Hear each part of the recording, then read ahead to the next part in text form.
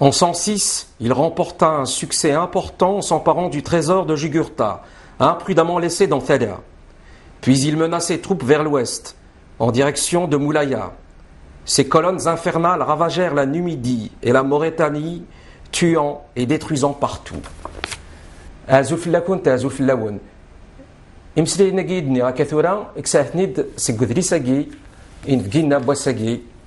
Histoire de l'Afrique romaine, Yann Le Bohec.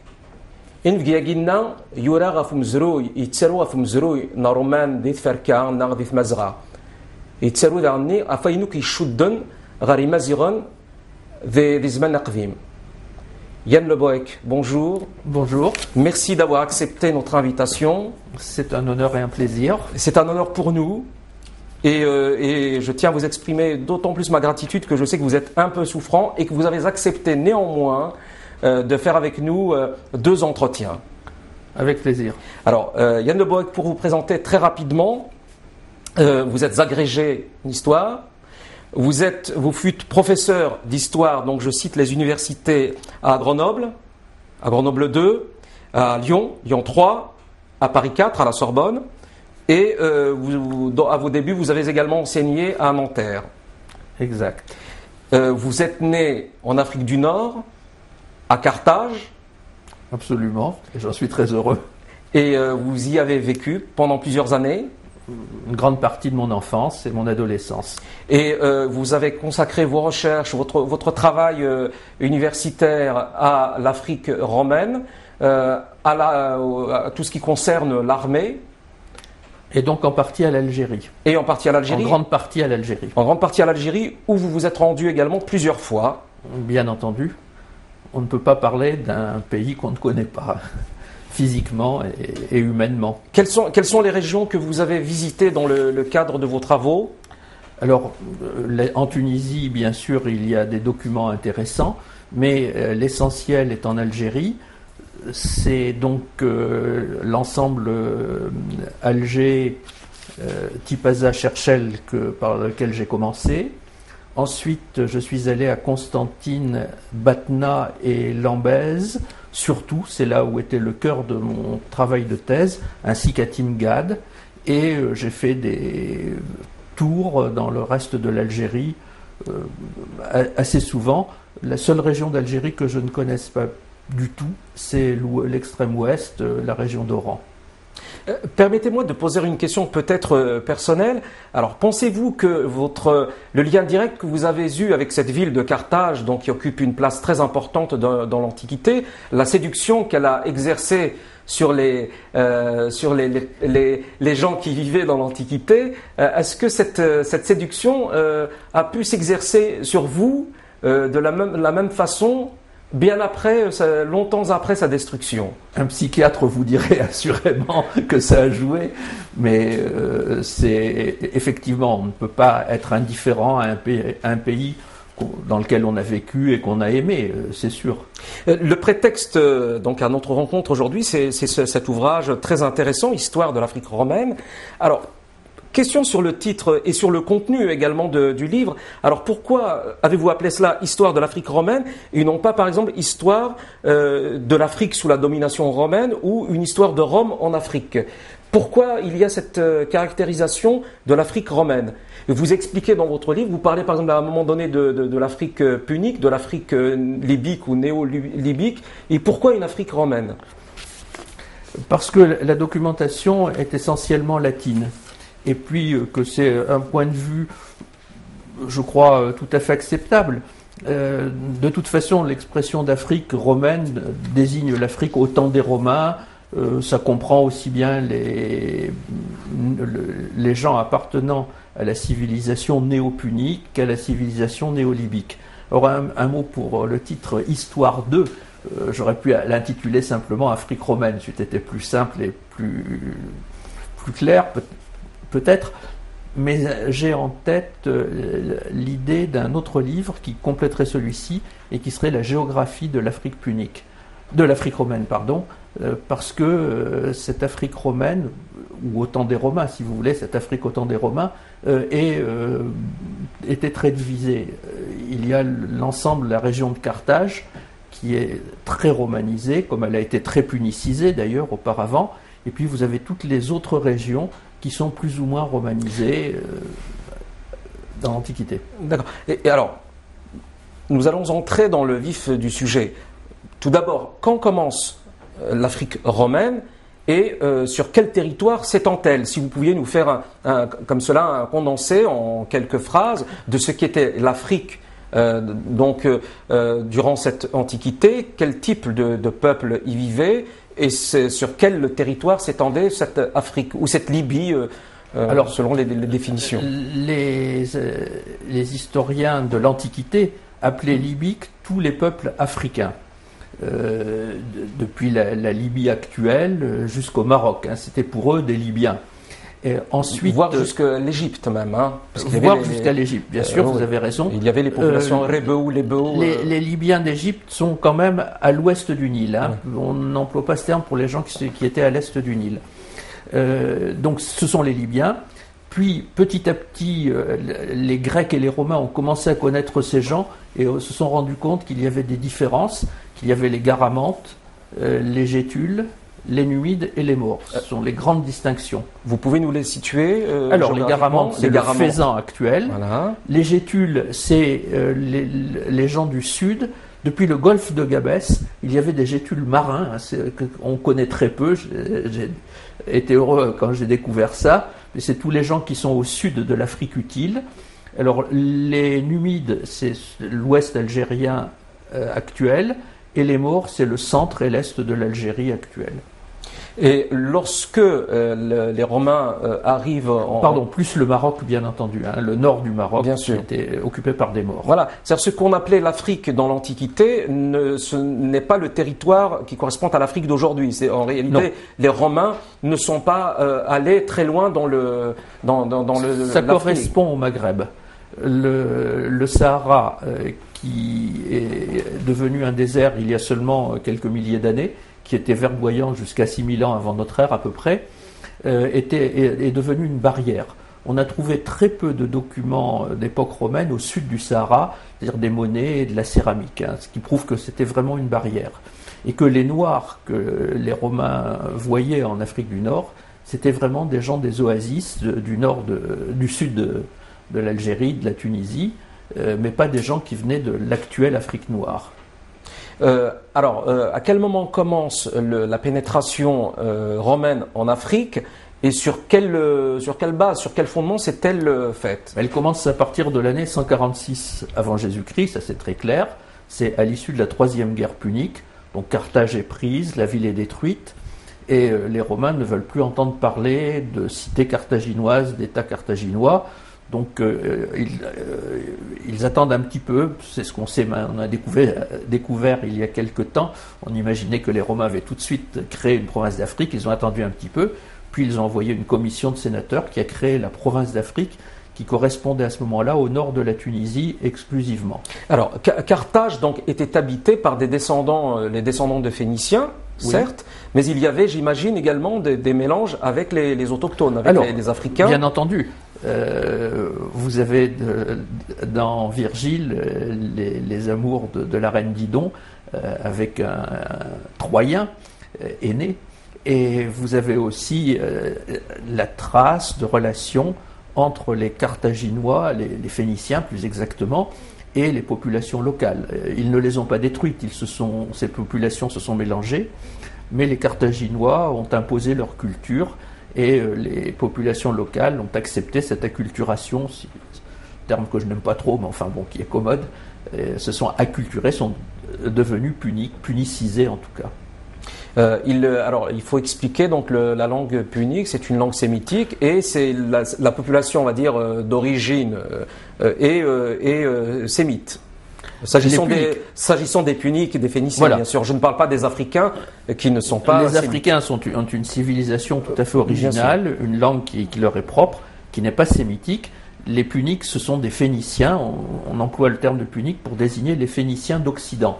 Donc, qui se sont installés en Afrique du Nord, qui sont installés aussi en Sicile, dans le sud de la Sardaigne, dans les Baléares, voilà. Et qui ont installé des comptoirs tout au long de l'Afrique du Nord, depuis le fond de la Libye jusqu'au Maroc. Et Carthage exerçait une influence culturelle et économique. Exerçait-elle aussi une influence militaire ? Oui, bien sûr. Les Carthaginois avaient une armée qui était très efficace et qui même a eu un général qui est probablement des grands capitaines de l'Antiquité, qui est Hannibal. Pour l'Antiquité, vous avez, je crois, 3 ou 4 grands capitaines qui sont Alexandre le Grand, Hannibal, César et aussi Scipion l'Africain. S'agissant de Carthage, donc toujours une question sur la culture. Peut-on dire de la Carthage punique qu'elle était aussi une cité africaine ou n'était-elle qu'une cité sémite et sémitique au milieu de la mer Méditerranée africaine ? La langue était purement sémitique, c'est clair. La religion était mixte, c'est un panthéon qui respectait les dieux locaux, qui leur ajoutait les dieux phéniciens. Alors ça c'est pratique, c'était pratique dans l'Antiquité, il n'y avait pas de guerre de religion possible, parce que les gens étant polythéistes acceptaient d'augmenter leur panthéon sans difficulté. Et la divinité dominante, Baal Hamon, était une divinité punique ou elle pouvait avoir une origine africaine ? Alors, c'est une divinité qui est fondamentalement punique. Baal Hamon, c'est évidemment un dieu phénicien, mais c'est un dieu qui est devenu extrêmement complexe, extrêmement riche, qui était la synthèse d'éléments puniques dominants. Ça c'est clair, il ne faut pas le cacher, mais aussi qui a emprunté des éléments libyques très importants et qui leur a ajouté aussi des éléments romains. C'est-à-dire que c'est une forme de syncrétisme méditerranéen. C'est un syncrétisme méditerranéen, tout à fait, oui. Alors, pour Carthage, donc il y a aussi évidemment Carthage, nous venons de parler de son influence militaire, donc elle a engagé aussi une guerre contre Rome, ou plutôt Rome a voulu la détruire, avec parfois la complicité de rois libyens, dont l'un des plus importants est Massinissa. Oui, les Romains, clairement, à un moment donné, à partir de 272, quand ils ont été maîtres de l'Italie, de toute l'Italie, c'est-à-dire de la péninsule italienne seulement, ont voulu étendre leur domination hors de cette péninsule italienne, parce que c'était un État immense, toute l'Italie qui était unie sous la domination romaine, sous la Coupe de Rome, et c'était un État en plus qui avait une démographie que je qualifierais un petit peu de délirante, si vous voulez, qui avait énormément d'hommes. Et il fallait les exporter, les utiliser pour faire la guerre était un moyen très important. Donc les Romains ont attaqué en Sicile, ils ont attaqué les Carthaginois, ce sont eux qui ont déclenché cette première guerre. La deuxième guerre punique a été déclenchée par les Carthaginois, en revanche, par Hannibal. Hannibal, c'est lui qui est venu en Italie, ce ne sont pas les Romains qui l'ont attaqué. Et après la défaite d'Hannibal, la troisième guerre punique, elle, a été voulue par Rome pour détruire Carthage, et une fois que le territoire était vide, il ne fallait pas justement le laisser aux rois locaux, aux rois numides, notamment à Massinissa, puis à ses héritiers, puisque Massinissa est mort pendant la troisième guerre punique. Il ne fallait pas laisser ce territoire passer sous d'autres mains, et donc les Romains en ont fait une province et l'ont conquis. Mais Imacinason espérait probablement, en aidant les Romains, il espérait probablement étendre son propre règne sur un territoire plus important. Massinissa a tiré beaucoup de profit de son alliance avec les Romains contre les Carthaginois. Il a eu beaucoup d'aide des Romains qui lui ont donné tout ce qu'il fallait, comme des instructeurs notamment, pour organiser son armée, qui lui ont donné des parts de butin, des parts de territoire, qui l'ont aidé à créer un État important. C'est-à-dire que Imacinason tout seul ne pouvait pas triompher de Carthage. Il espérait que l'intervention romaine pouvait l'aider dans ses aspirations dominatrices. Bon, il est difficile de dire ce qui se serait passé si ce qui s'est passé ne s'était pas passé. Vous pardonnerez cette expression un peu complexe. Qu'aurait fait Massinissa sans les Romains, on ne sait pas. C'était un personnage extraordinaire, lui aussi. Peut-être pas du niveau d'Hannibal, certainement pas du niveau d'Hannibal, mais enfin c'était un grand personnage. Il voulait créer un royaume, un État organisé avec une administration, une armée, des impôts, une économie prospère. Et effectivement, il aurait fait quelque chose. Mais grâce à l'aide des Romains, il s'est débarrassé, enfin, la Numidie s'est débarrassée de la présence des Puniques.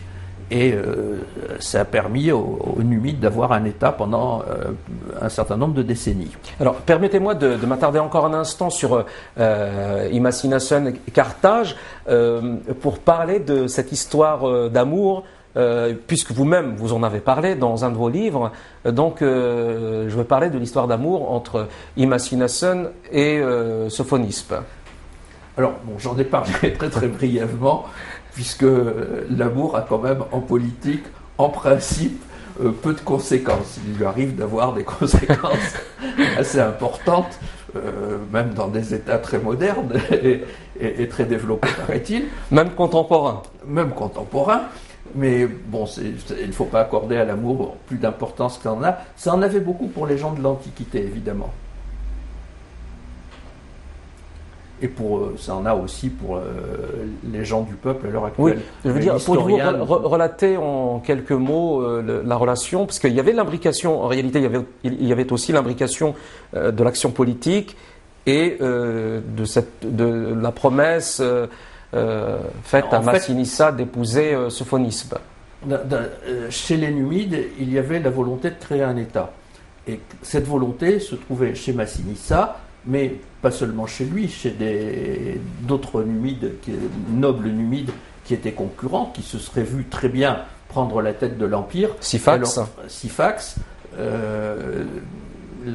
Cette jeune femme s'est trouvée prise entre les deux, et les Romains lui ont dit non, il ne faut pas que Scipion l'Africain, devenu l'Africain par la suite, lui a dit non, il ne faut pas t'occuper de cette femme, ces questions d'amour sont sans intérêt, il y a la politique, et puis c'est tout, la politique, tu es allié des Romains et pas des Carthaginois. Si tu veux t'allier avec les Carthaginois, et notamment avec cette dame, là, ça n'ira plus avec nous, il y aura une rupture.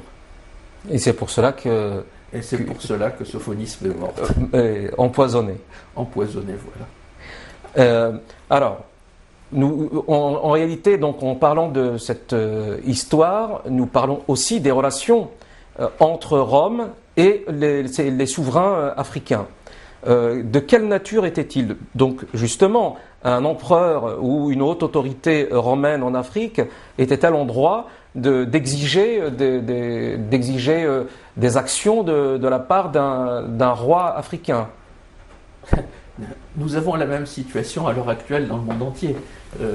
Les relations internationales sont des relations entre différents États. Quelquefois, les États ont des puissances équivalentes. C'est le cas à l'heure actuelle, à peu de choses près, entre la France, l'Allemagne, l'Italie, l'Espagne, si vous voulez. Ce sont de grands États territoriaux qui ont une certaine richesse économique. Mais vous avez aussi des relations avec des États qui sont infiniment plus puissants, comme les États-Unis, voire la Chine, ou qui sont infiniment plus médiocres, plus petits, plus faibles, comme Monaco ou la principauté d'Andorre. C'est un exemple très intéressant. C'est ça. Donc vous voulez dire... Les Romains ont besoin des Africains, qui leur fournissent d'ailleurs d'excellents cavaliers qu'ils n'ont pas. L'armée romaine n'a plus de bons cavaliers.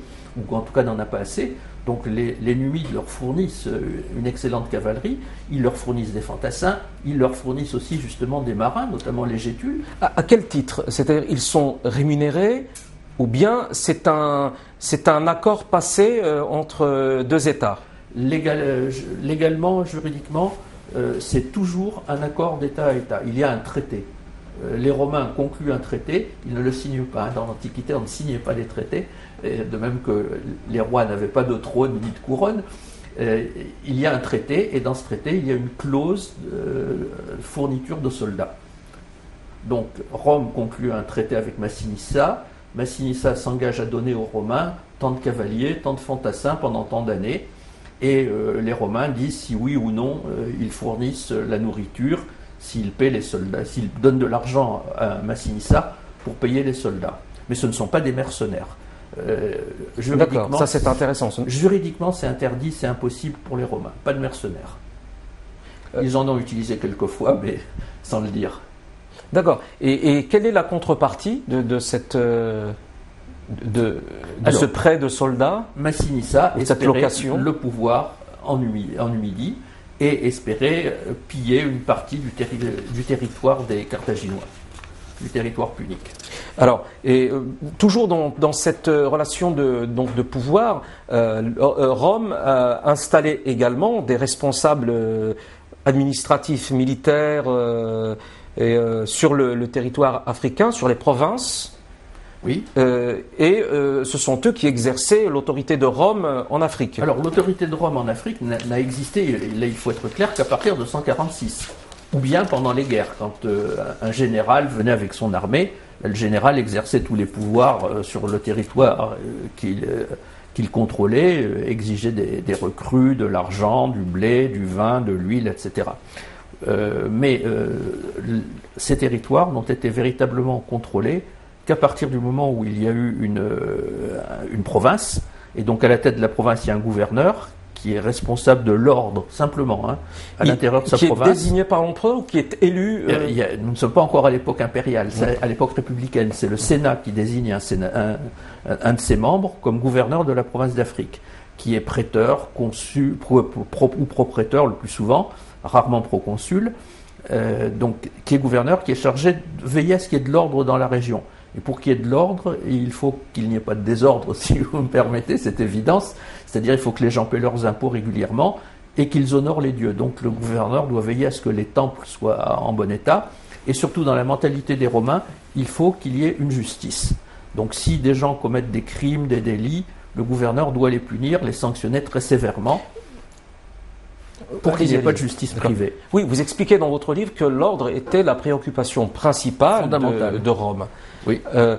Alors, quel était le but de cette extension territoriale? Parce que vous expliquez dans votre livre, donc par le concept de parcellement, que Rome privatisait, si je puis dire, ou expropriait des populations, s'accaparait ces territoires, installait des Romains.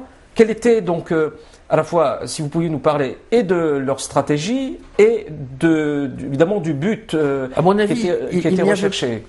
À mon avis, il n'y avait pas de stratégie au niveau central, au niveau romain, si vous voulez. Les Romains voulaient simplement qu'il y ait de l'ordre. Mais l'Italie était très riche en hommes, trop riche en hommes, donc il y avait des Italiens qui venaient s'installer en Afrique, alors que l'Afrique était au contraire très peu riche en hommes. D'accord. Donc il y avait des territoires qui étaient vacants. Une grande partie de ces gens se sont installés sur des terres qui étaient vacantes. Il ne faut pas imaginer qu'il y ait eu des expropriations systématiques, mais évidemment il y a eu des expropriations quand c'était nécessaire. Oui, mais dans votre livre, alors peut-être que le terme d'expropriation n'est pas pertinent dans la situation, parce que vous expliquez qu'il y avait des populations nomades ou semi-nomades, donc qui passaient dans certaines zones, et à partir du moment où il y a l'installation d'une population sédentaire sur ces territoires, il y a évidemment un obstacle au mode de vie des semi-nomades. Ça sera, j'espère que évidemment, nous aurons le temps d'évoquer tout à l'heure de grandes figures aussi africaines comme Tacfarinas. Vous expliquez, s'agissant de Tacfarinas, c'était peut-être ou probablement l'une des causes de... C'est très clairement la cause majeure de la révolte de Tacfarinas. Donc à un moment donné, les Romains ont vu des territoires qui pour eux étaient vacants, c'est-à-dire qu'il n'y avait pas d'oliviers, il n'y avait pas de blé, et il n'y avait pas de vignes, il n'y avait pas de culture. Donc ils se sont dit, on va installer des colons là, on ne sait pas où les mettre, on va les mettre là. Et c'était en réalité les territoires de parcours des troupeaux de ces peuples africains. Alors évidemment, quand on prenait leur terrain de parcours, ces peuples se sont révoltés et Tacfarinas a dirigé cette révolte. Alors, est-ce que nous pouvons dire, parce que j'hésitais peut-être entre parler de Tacfarinas tout de suite et continuer peut-être à essayer de saisir, de comprendre la nature, la structure de ces territoires. Donc vous expliquez qu'il n'y avait pas d'olivier. Quelles étaient les caractéristiques de ces territoires? Donc vous parlez dans votre livre de l'économie, des croyances, etc. Donc s'agissant par exemple là des richesses naturelles, que pouvaient convoiter les Romains? Alors, les Romains pouvaient convoiter surtout du blé, parce que c'était le produit fondamental de l'alimentation. Les gens consommaient du blé sous toute forme, et essentiellement sous forme de pain. Mais ils le faisaient sous forme de gâteau, sous forme de soupe, sous forme de bouillie, enfin de différentes manières. Donc le blé était très recherché. Et nous savons que la Numidie produisait beaucoup de blé, elle en exportait. Donc les populations n'en manquaient pas et il était possible d'en exporter. Oui, mais vous expliquez néanmoins dans votre livre que les pauvres mangeaient de l'orge et les riches mangeaient du blé. Donc, il y avait très peu de gens qui mangeaient du pain blanc. Ce qui signifiait qu'ils n'étaient pas en excédent, non?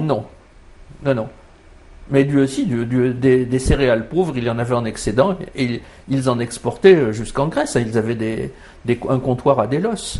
Vous donnez dans votre livre, j'ai peur de ne pas retrouver. Vous donnez les quantités d'exportation, les quantités de céréales exportées. Elles sont très importantes. Malheureusement, je n'ai plus le chiffre en tête. Et honnêtement, je ne me rappelle pas les statistiques. Bon, je renvoie justement, c'est l'occasion de renvoyer nos téléspectateurs à votre livre. Voilà. Nous le remontrons une nouvelle fois, Histoire de l'Afrique romaine. C'était une région riche en blé, donc une région riche tout court. Et vous parlez évidemment également des oliviers. Alors, je dois vous avouer que, en tant que Kabyle, j'ai été très vexé parce qu'apparemment l'huile d'Afrique du Nord n'était pas réputée la plus savoureuse. C'est Juvénal qui l'a critiqué beaucoup. Oui, ce n'est pas vous qui le dites. Je tiens à dire que ce n'est pas vous qui le dites. C'est Juvénal qui le dit. Et Juvénal, il faut être précis, était un homme qui avait une très mauvaise langue. Et il détestait tout le monde, il était abominable. Vous le dites aussi dans votre livre. Donc on peut être prudent avec ce qu'il disait. Voilà. Plus sérieusement, en réalité, il y avait néanmoins une vraie production Il y avait une vraie production d'huile qui avait été organisée par les Puniques, par les Carthaginois. Mais elle était très limitée au nord de la Tunisie actuelle. Et la véritable oléiculture maghrébine, si vous me permettez ce terme, date du IIe siècle de notre ère, du début du IIe siècle de notre ère.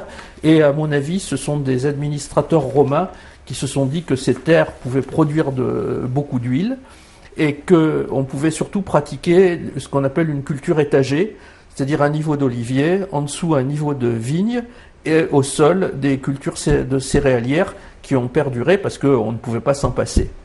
Vous expliquez dans votre livre rapidement que au départ, en fait, l'huile d'olive servait surtout pour les lampes, pour allumer en fait les lampes, pour la lumière et pour les toilettes. Les toilettes, oui. Et je dois vous avouer, oui, pour moi c'était une surprise parce qu'en lisant par exemple Stéphane Gsell, on découvre que l'olivier est l'un des arbres les plus anciens qu'il y ait en Afrique du Nord. Et donc j'étais surpris de voir qu'en réalité... Mais il y en avait très peu au début. Ouais.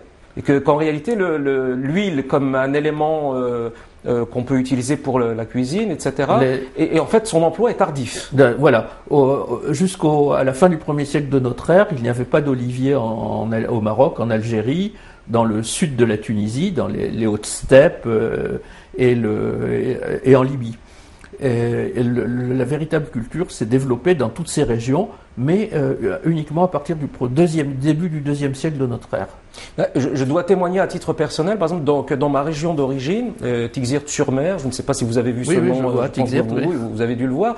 Bien, par exemple, dans mon propre village qui s'appelle Mazer, il y a deux moulins anciens, et plus loin, donc il y a un village qui s'appelle Tamazir Touarabah, on en compte pas loin d'une dizaine. Oui. Donc on imagine tout de même, comme vous connaissez cette région, vous savez, donc il y avait une forte installation romaine, on imagine qu'il devait sans doute y avoir une production quasiment industrielle. Oui, oui, bien sûr.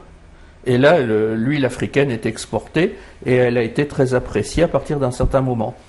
Et quelle était la situation de l'élevage ? Alors l'élevage était moins important. Les gens de l'Antiquité ne recherchaient pas trop à pratiquer l'élevage parce que un cheval ou un bœuf, ça mange ça se nourrit et ça prend des céréales qui sont plus utiles aux humains. Donc les animaux n'étaient utilisés. D'abord, on mangeait peu de viande dans l'Antiquité. Même très rarement, il n'y avait que les riches qui mettaient de la viande à leur menu, et ça coûtait très cher. Mais ça a dû sans doute aussi, c'est-à-dire que la sédentarisation des Romains, et probablement aussi la sédentarisation d'une partie des Numides et des Maures, a dû également évidemment avoir un effet sur l'élevage et sur la consommation. Ça développait les cultures, et ça diminuait l'élevage. Mais dans toute l'Antiquité, il y a eu des semi-nomades en Afrique du Nord. Dans toute l'Antiquité. Et même au cours du IIe siècle, notamment, surtout au IIe siècle, on a retrouvé les traces de l'intervention de l'État, c'est-à-dire des bornes de délimitation. Ces bornes étaient placées entre les territoires de culture et les territoires de parcours des semi-nomades, et les semi-nomades ne devaient pas dépasser ces bornes, les agriculteurs non plus ne devaient pas semer de l'autre côté de la borne. Alors on voit sur les mosaïques en Tunisie ou à Tipaza, si je me souviens bien, on voit aussi des scènes de pêche. Que pouvait représenter la pêche dans ces territoires ? On trouve des mosaïques de pêche partout. Et surtout, on trouve des usines fabriquant du garum un peu partout. Donc, le poisson avait deux utilités. La première, on le consommait tel quel, comme vous le faites, vous et moi, comme nous le faisons l'un et l'autre aujourd'hui. Un poisson, c'est une bonne chose. Un bon bar de ligne n'est pas à négliger. Mais il y avait dans l'Antiquité une spécificité, quelque chose qui n'existe plus de nos jours, qui était le garum.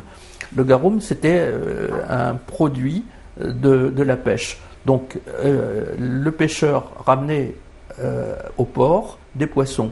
Ces poissons étaient livrés à une usine, et là, le poisson passait de pièce en pièce. Dans chaque pièce, il y avait des ouvriers qui connaissaient leur travail. Dans la première pièce, on coupait la tête, on enlevait les viscères.